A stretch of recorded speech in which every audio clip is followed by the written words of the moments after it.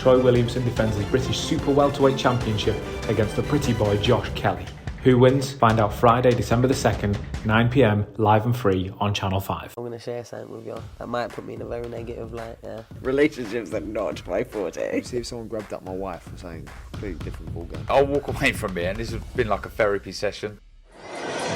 This is Joe P for IFL TV, proudly sponsored by Everlast here at the weigh-in for Tyson Fury versus Derek Chisora, free by the man himself, David Haye. I heard a little story about yourself and Derek today when you fought at West Ham all those years ago.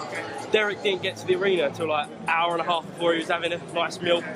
What do you know about that? Did you hear that? No, I was actually in the changing room and someone messaged me, you know Derek's in Scots. I was like, that sounds about right. He'll be here for the first bell, don't worry about that. So I'm sure his warm-up was rather rushed.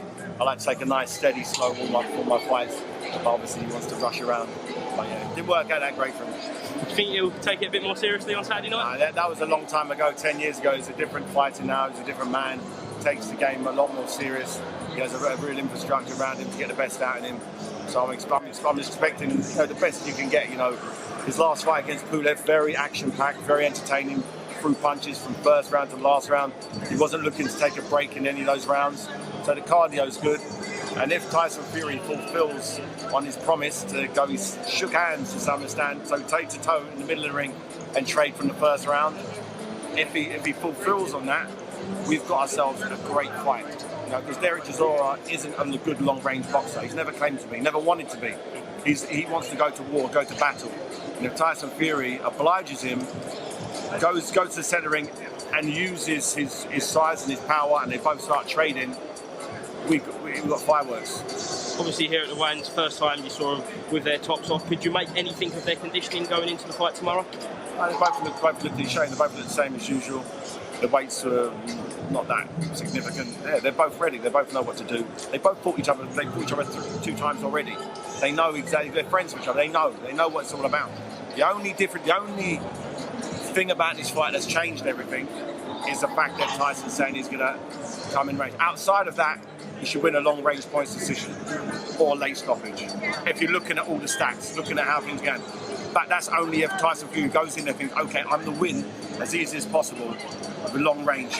He's done it already. So hopefully he's I'm that confident, I'm that good, I'm the Gypsy King, I can actually stand and have a punch up with someone who can only have a punch up. It's a crazy strategy, but maybe charging out at Deontay Wilder in the second fight was a crazy strategy. And he pulled it off. So he's proved to me before he can do it, but Deontay Wilder wasn't expecting to do that. Derek Chisora is, because that's all he can do. So it's really exciting. Yesterday at the press conference, it was discussed that there was a gentleman's agreement, whatever you like to call it. They said they'd keep it private, but knowing both of them, you're like you do, and particularly Derek, what do you think that bet will be? I don't know what any bet says. The only promise that's been made is Tyson Fury is going to come out in the first round, and they're going to have the fight of the year, the world's best heavyweight first round. This was some great ones, so can't wait for that first bell. With that being said, although the fight has gained some criticism, do you think the actual fight will be more entertaining than the Dillian White fight? I hope so. I really do. One thing for sure, Derek's not going to come out southpaw and try and outbox him. That's not going to happen. So off the bat there, you're up. We're winning already. So I'm just excited. I'm excited for it. I'm happy for Derek to get this opportunity.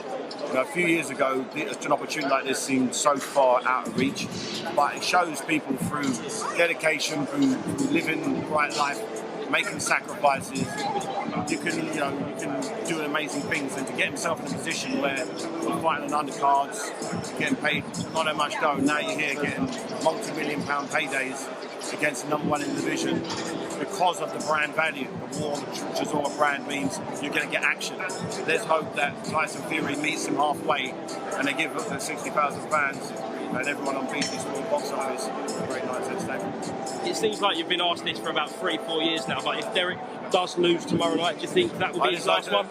You could say, you're right, I've been asked that since the Dillian White stoppage loss, and no, I don't think no matter what happens, Derek's going to keep on chugging on. Maybe if he wins, he might retire. If he wins, he might retire, not give him the rematch. That's it. I won now. That's it. Just want to ask you about Tyson Fury's comments earlier in the week. He said that he'd never fight for the red IBF belt again, and there's been some kind of talks of the mandatory situation with Filip Hrgovic. How do you think that will play out in 2023 if we could get an undisputed fight?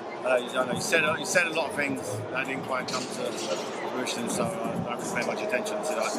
I focus on what's done in the ring and what fights are actually signed. That's what you can focus on. Someone's saying one thing about one organisation, I don't pay any attention to it. It's just noise. That doesn't mean anything. Last one then. We believe that Alexander Usyk's going to be in attendance tomorrow. Tyson Fury said that he's going to slap him up. Do you think that will be the case, and do you think we'll see a face-to-face after the fight, all being well with Tyson? Between slap him up. That's what Tyson Fury said yesterday. He said he's going to snatch Alexander Usyk up if he turns up at Tottenham on Saturday night. I doubt that. We get arrested. I feel like it's David, he doesn't need to. Why is the number one slapping the number two in the face? Why not greet him? Say, look, let's look forward to giving the fans and proving to the fans.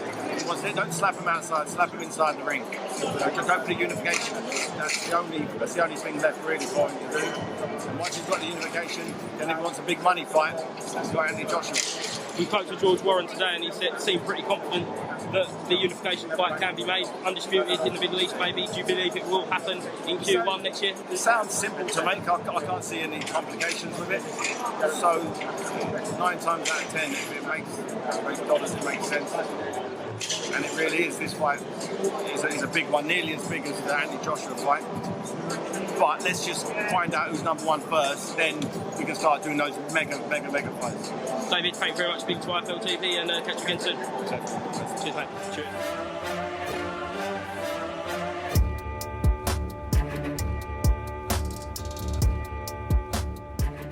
Midnight on Channel 5. Troy Williamson defends his British Super Welterweight Championship against the pretty boy Josh Kelly.